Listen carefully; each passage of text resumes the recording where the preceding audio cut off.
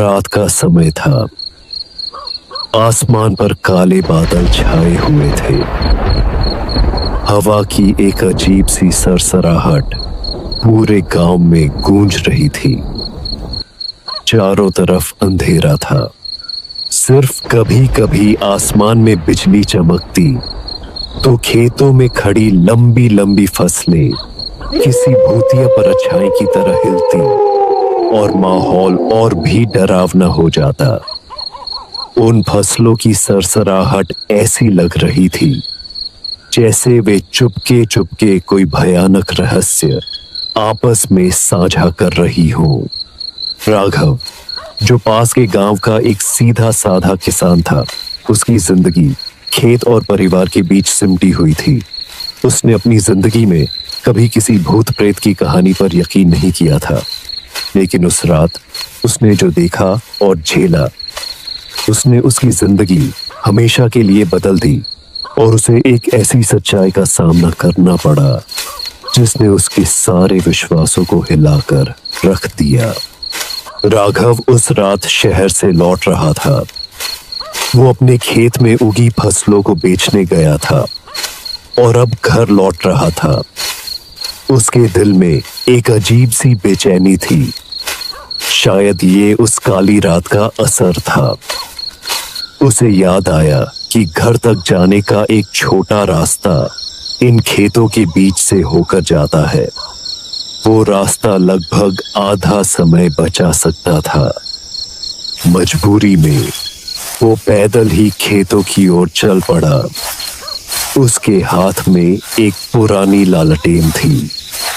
वो धीरे धीरे आगे बढ़ा। उसके मन में बेचैनी बढ़ती जा रही थी। अरे बाप रे, काश साइकिल खराब ना हुई होती। ये खेतों का रास्ता तो हमेशा से ही मनहूस लगता है। गांव के लोग कहते हैं कि यहाँ रात में भटकने वालों को अजीब अजीब चीजें दिखाई देती हैं। वो चलता रहा। हवा कभी उसके कानों में अजीब सी फुसफुसाहट करती तो कभी पीछे से कदमों की आहट सुनाई देती। हर बार जब वो पीछे मुड़कर देखता तो वहां कुछ नहीं होता, सिर्फ हवा की सरसराहट और उसकी अपनी सांसें। उसका दिल जोरों से धड़क रहा था। वो अपने डर को दबाने की कोशिश कर रहा था, ये सोचकर कि ये सब उसके मन का वहम है। करीब आधा रास्ता तय करने के बाद अचानक उसे एक औरत की धीमी दर्द भरी रोने की आवाज सुनाई दी। आवाज इतनी गहरी और दर्दनाक थी कि राघव का कलेजा मुंह को आ गया। आवाज सीधी खेतों के बीच से आ रही थी। राघव को लगा कि शायद कोई औरत खेतों में रास्ता भटक गई है। राघव डर के मारे पसीना पसीना हो गया। उसने अपनी हिम्मत बटोरी और ऊंची आवाज में पूछा, कौन है वहां? कोई परेशानी है क्या? राघव ने सोचा, एक इंसान मुसीबत में है, मुझे उसकी मदद करनी चाहिए। इस विचार ने उसके डर को कुछ हद तक कम कर दिया। वो धीरे धीरे लालटेन उठाकर खेतों की ओर बढ़ा। जैसे ही उसने पहला कदम रखा, उसे लगा कि कोई अदृश्य शक्ति उसे अंदर खींच रही है। उसने खुद को संभाला और आगे बढ़ता रहा। खेतों की फसलों की ऊंचाई उसके सिर से भी ज्यादा थी। जब वो फसलों के बीच गया तो उसे लगा कोई उसके सामने खड़ा है। एक लंबी परछाई, लाल कपड़ों में लिपटी हुई। राघव की सांसें थम गईं। उसके गले में एक अजीब सी घुटन महसूस होने लगी। वह हकलाते हुए बोला, कौन हो तुम? तुम्हें क्या चाहिए? परछाई धीरे धीरे उसकी तरफ मुड़ी। राघव ने जब उसका चेहरा देखा तो वो बहुत डर गया। राघव ने तुरंत भागने की कोशिश की। उसने जिस रास्ते से अंदर आया था उस रास्ते की ओर भागा, लेकिन जिस जगह से वो अंदर आया था वो रास्ता गायब हो चुका था। हर तरफ सिर्फ ऊंची ऊंची फसलें और उनके बीच से आती अजीब सी सरसराहट। उसे लगा जैसे ये फसलें हिल नहीं रही बल्कि सांस ले रही हैं। उसके पैर कीचड़ में धंसने लगे। वो बेतहाशा भागा, लेकिन जितना भागता उतना ही उसी जगह लौट आता। ये एक अजीब और डरावना चक्रव्यूह था। वह घबराकर चिल्लाया, मुझे जाने दो, मुझे यहां से निकलने दो। लेकिन उसकी आवाज खेतों में गूंज कर रह गई, जैसे कोई उसकी आवाज को खा गया हो। अचानक उसके सामने वही औरत आ गई। अब उसका चेहरा साफ था, जैसे किसी ने उसे आग में जला दिया हो।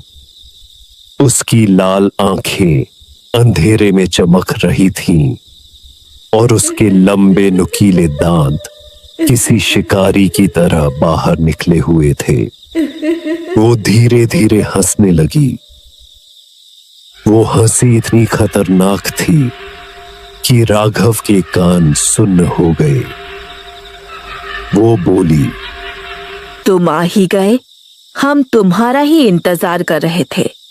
अब कभी वापस नहीं जा पाओगे। उसकी आवाज राघव के दिमाग में गूंजने लगी। राघव के पैरों तले जमीन खिसक गई। उसने दौड़ने की कोशिश की, लेकिन उसके पैर जमीन में बुरी तरह जम गए। वो गिर पड़ा और अपनी सांसों को काबू करने की कोशिश करने लगा। वो औरत खेत के बीच खड़ी होकर चीखने लगी। उसकी चीख इतनी तेज थी कि राघव को लगा कि उसकी आत्मा शरीर से बाहर निकल रही है। इस चीख के साथ ही राघव के दिमाग में उस औरत की कहानी चलने लगी। वो इस खेत के पिछले मालिक की पत्नी थी। उस मालिक ने अपनी पत्नी की हत्या कर दी थी और उसकी लाश को इसी खेत में दफन कर दिया था, ताकि उसकी जमीन किसी और को न देनी पड़े। मरने से पहले उस औरत ने अपनी जमीन और अपने पति को श्राप दिया था। उसने कहा था कि ये खेत हमेशा भूखा रहेगा और हर रात उन लोगों को निगलेगा जो उसके पास से गुजरेंगे। वो औरत धीरे धीरे राघव के पास आई। उसकी आंखों में खून उतर आया था। उसने कहा, अब तुम भी इस खेत का हिस्सा बनोगे, हमेशा के लिए। तुम्हारा शरीर इस जमीन को और ताकत देगा। राघव का गला घुटने लगा। उसकी चीख दब गई। उसने महसूस किया कि वो अब बस एक याद बनकर रह जाएगा। उसकी आत्मा ने शरीर को छोड़ दिया और वो भी उन सैकड़ों आत्माओं में शामिल हो गया जो उस खेत में हमेशा के लिए फंस गई थीं। सुबह जब गांव के लोग खेतों की तरफ गए तो उन्हें राघव की टूटी हुई लालटेन मिली। उसके पास ही कुछ कीचड़ और पैरों के निशान थे, लेकिन राघव कहीं नहीं था। लोगों ने कहा, फिर एक और इस खेत की बलि चढ़ गया। यही वजह है कि कोई रात में यहां से नहीं गुजरता। उनके चेहरे पर डर साफ झलक रहा था और खेत वैसे ही शांत खड़ा था, मानो कुछ हुआ ही ना हो। सूरज की रोशनी में वो एक साधारण खेत लग रहा था, जिसमें हरी भरी फसलें उग रही थीं। लेकिन गांव के लोग जानते थे कि इस शांति के पीछे एक भयानक रहस्य छिपा था। उस दिन के बाद राघव कभी किसी को दिखाई नहीं दिया।